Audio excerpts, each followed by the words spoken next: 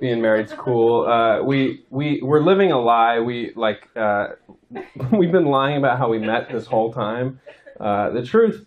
So a lot of talk about alcoholism tonight. I'm going to talk about it too. So let's go ahead and put our chairs in a circle. No, so earlier this month, I celebrated 8 years sober. If you don't know what that means, that's 8 years straight. Oh, thank you.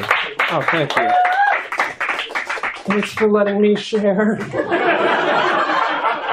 No, so if you don't know what that means, it's 8 years straight, not a drop of alcohol, an ounce of weed, or a shred of fun. But I'm doing okay. I go to this support group. I tell you the name of it, but I can't. I will say this. It saved my life, so I'll give you a hint. It's called the same thing as the size batteries that were in the last breathalyzer I blew into. That's right. I got sober going to AAA roadside assistance. I drag cars out of ditches, fix flat tires, to stay away from the booze. I'm meeting a ton of drunk drivers, so my 12-step is solid. Anyway. I used to drink so much I'd take off all my clothes and climb stuff like some kind of pervert Spider-Man. Every time I got wasted and I'd get real buzzed, I like, just one or two was never enough, you know, and the booze would start talking to me. It'd be like, hey, Patrick, this is a fun buzz you got going on, but let's make this epic. I'm like, oh, let's get wasted. I want to get bombed. I'm pouring beers all over myself. They're like, dude, this is a pet store. Or be like, hey, Patrick, this is a fun brunch with coworkers, but it's not epic. How about you have another 5 or 6 whiskeys and then a good cry in front of the whole gang? All right, the laughs are dying a little bit because you guys are now depressed. You're like, we would like to enjoy our booze. Thank you very much. No, please do. Guys, it's a 10-item minimum when you're drunk like me. So go back to the bar. Get some more. So, yeah, I had to go to those meetings, meet my wife there. So that's not a great love story. How'd you guys meet? We're like, oh, we met through mutual friends whose lives were in total shambles. See, her sponsor, Sandy, used to go out with my sponsor, Dave, and then Dave relapsed on Listerine. It's a joke. It was crystal meth. You should have seen him at the wedding. He was bouncing off the walls. You can clap your hands if you've smoked crack.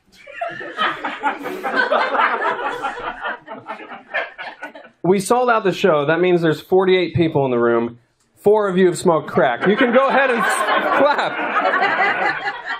All right, maybe you're smoking right now out back. I don't know.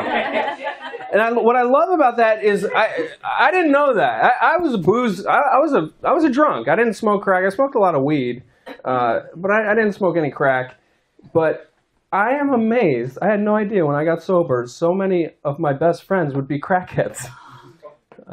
That's funny to me. We had 9 or 10 of them at our wedding 6 weeks ago. They're sober crackheads. They don't do it anymore. They did all the crack. Anyway.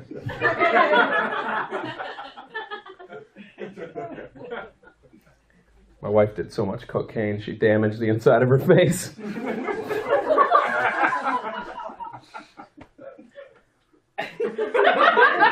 It's horrifying, right? But it's kind of nice because she never snores. She just whistles. She's so fun to bring to baseball games. All right, guys. Here's a funny joke about alcoholism. I knew I had to quit when I was 25, so like a good 25-year-old, I started Googling, how do you stop drinking? And AA kept coming up, so I went to AA.com, which didn't help at all because that's the American Airlines website. I drank for 3 more years.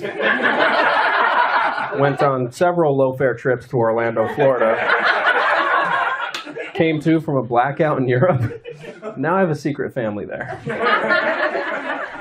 Twin girls. Probably your age.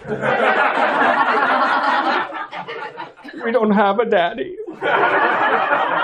He's in New York City making comedies. They're fine.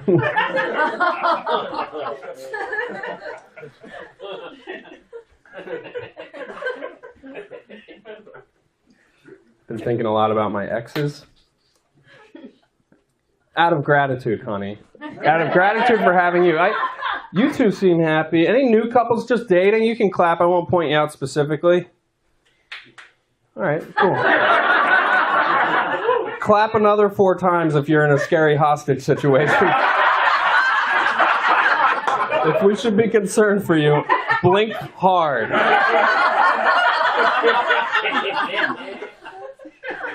The fear in those claps remind me of my first real relationship. I used to go out with this girl who was, she was such a you-know-what. She would be so mean to my friends, and I would say that to her. I'd be like, you're so, like, condescending. Every time we hang out with my friends, she'd be like, well, if you can't handle me at my worst, you don't know me you don't deserve me at my best. Marilyn Monroe, 1954. Does he defend rude behavior with movie quotes? No, right? She said that to me, and I was like, all right, I can play that game too. Hasta la vista, baby. My mom always said, life's like a box of chocolates. Some of them are cunts.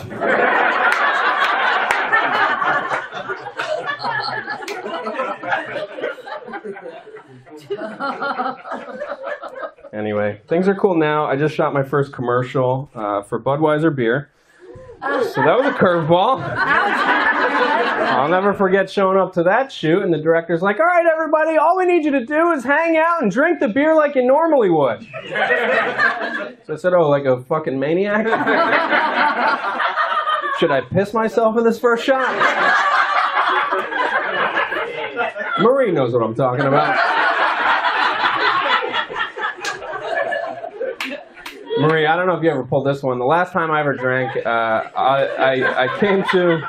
I woke up, I was blacked out, and I woke up in a White Castle drive-thru with no car or shoes. And my ex rolls up, and she's crying hysterically. She's like, Patrick, why do you always do this? You're such an embarrassment. I was like, honey, if you can't handle me at my worst.